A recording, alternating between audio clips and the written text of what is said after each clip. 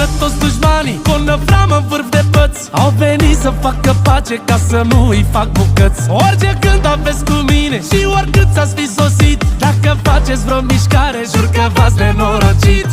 Cărați-vă, cărați-vă, hai merge și schimbați-vă. Va lua transpirația, tremurați în fața mea. Ăsta e sediul central, aici nu e carnaval. E centru de șmecherii, nu-i kinetoterapie. Băieții-s pregătiți, puneți palmele pe masă, fără telefoane, fără microfoane.